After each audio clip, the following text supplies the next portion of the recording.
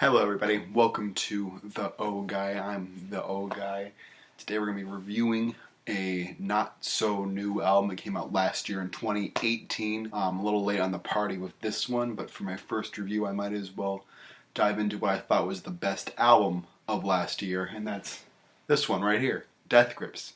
Year of the Snitch. Death Grips' Year of the Snitch is their 2018 release, their 9th studio album, and what I consider the greatest album of last year. As an album, I believe it encapsulates some of their best experimentation, musicianship, and lyrical writing since their 2014 release is On the Moon. It's bold, it's catchy as hell, and of course, it's weird and out there. The first time I heard this album, it kind of got creepy, it kind of got to me, but after repeated listens I started to realize it's not as creepy or out there or weird as something like No Love Deep Web or Jenny Death. But after those certain listens I started to realize and understand and get more of what the album had to offer, almost in the conceptual kind of way. Of course it's nothing like, say, Pink Floyd's The Wall or Topographic Oceans or anything like that, but I can't help but feel like this record has a story to it, even if the story is abstract, you know? The record smashes us right into the ground with Death Grips is Online, a title relating to a Twitter meme that went around for a while. As a song, it resembles kind of a shoegaze vibe, only if a little bit. The main synth or guitar lines sound very Wall of Sound-ish, but from a songwriting standpoint, it's very rave EDM inspired. The lyrics and sound design resemble something of kind of like a crazy party or some kind of event where there's thousands of people trampling over each other. There's even a part where it sounds like a baby robot is being like stomped or strangled to death, and it's just like really reverbed and distorted, and it's an amazing moment that shoots right into a fantastic record scratch solo by DJ Swamp. There's actually a great deal of DJ Swamp on this record that I enjoyed quite a bit. Nearly every song features him in some way except for Outro, Disappointed, and Little Richard. One of my favorite moments on the record is Linda's in Custody, where DJ Shadow takes a sample of MC Ride and scratches it to sound some like kind of evil, insane chipmunk noise. It's an insane moment on the album, and it's still one of my most favorites on the whole entire record. After Linda's in Custody, we move into the horn section, which is one of the few instrumentals we get on this album. One where we see a repeated jazz influence inside Zach Hill's drumming. He goes absolutely insane in this track while some very nice sounding synth chords move around him.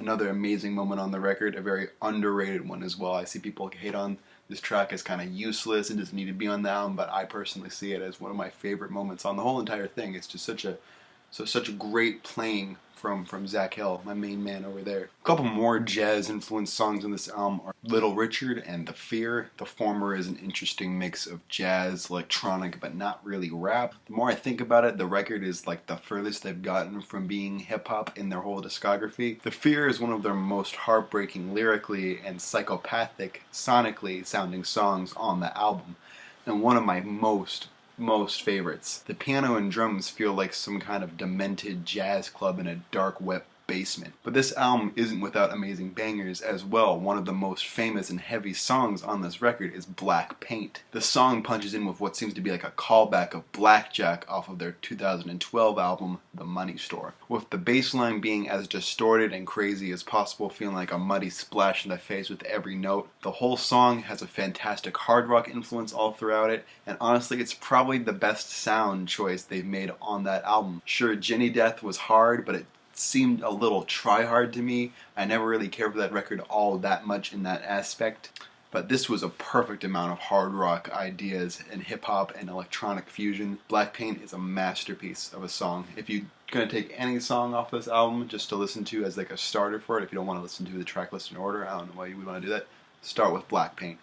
Before Black Paint, there was a song called Flies, one of the more interesting songs with very high pitch and almost headache-inducing electric drums with swirling synths all throughout it. Flies is one of the most disturbing songs on the album, with an outro that still kind of creeps me out, where a police siren or some kind of high-pitched noise just kind of fills the air, and you get all these different kinds of old school Death Grip samples all throughout it. A very interesting thing about this album too is that they don't really sample on this album like they do on other albums, like on the Moon where they sampled Bjork. They don't sample, you know, Pink Floyd like they do inside Ex-Military, or weird Arabic cell phone rings like they do in 2012's The Money Store. They mainly sample their old songs, and this first comes into play inside Flies, where they just kind of take everything down a notch and starts to get really, really close, and you hear raise the dead, raise the dead, raise the dead, and all these kinds of old school,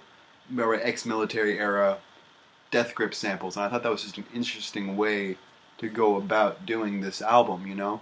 Another interesting point on the album for me is the krautrock influence on the song Dilemma. Not one of my most favorite songs on the album, but a nod to bands like Noi was a pretty fun thing to hear in a Death Grips record. I've been saving a couple things for the last of this review, and that's the best and worst songs on the record, the latter being Shit Show. This song really does not help this album at all, or its feeling of conceptuality. It's too messy, it barely fits on the album, and it has no good song structure. It really just seems like what a person who doesn't really get Death Grips would imagine them to sound like. It's completely useless on the album, and honestly, I just don't really like the song. But the best we get on this record, and it's my second favorite song of 2018, is Disappointed. Holy shit, this song is profound. The lo-fi recording, the synths, the screams, the drum playing, all of these are a peak for Death Grips. This might be one of their best songs ever. It kicks off with this eerie synth bass intro that feels so sporadic and out of control, that gets bumped into and run over by these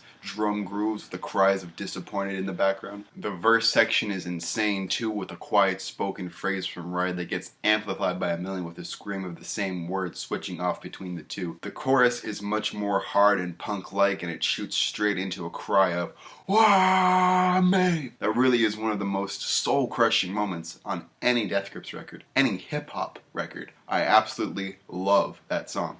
Now let's talk about the other side of this album, the loose conceptuality that I think it has. Lyrically, and I know the lyrics are fairly abstract and Dadaist, I feel like Stefan had an intent of this showing his struggle with life, the internet, and suicidal thoughts. The first song feels like a show of how depraved of attention he and the band are with being so fast-paced, caught up in memes and meme culture, and tons of other low-life feelings. Flies to Me kind of depicts the dreaming of being dead and envisioning insects destroying your remains and using them to promote their own life. Later on the album, The Fear, it seems like MC Wright is yelling at himself not to end it, showing how afraid he really is. A callback to Linda's in Custody, where some sort of voice asks him if he has the will to jump and eat the devil's cunt. He screams he feels sick and that he's going to kill someone, and it's most likely himself inside this context. The last song, Disappointed, seems like a final sick joke of his life, that he's disappointed in himself for not being able to end it all. And the climax of the song is this gigantic screech that he delivers of "Why me?" The feelings of sorrow and wondering how fame-worthy suicidal weaknesses got to him, and just begging for an answer of something, you know? I don't know. It's just one interpretation, but I can't help but get this amazing sense of conceptuality out of this album that I haven't got since On the Moon. I'd say that that album is more well thought out than You're the Snitch, but, you know, that's alright. There's very few albums, I think, in general, top it. All in all, this album is quite near a masterpiece. I think that nearly everything about this record shows just how amazing this band is. It pushes the boundaries of what rap music can be in such a year of some of the most generic sounding hip-hop music in the mainstream or the top 40. It was a year so watered down by memes, low attention spans, and being able to spew whatever you want onto art or onto an artist. To me, this album seemed to be about free will, either it be in what you can do with music, what you can say, and what you can do with your life. I'm feeling a 9.8 on Death Grips' You're the Snitch. Thank you for watching. See you next time.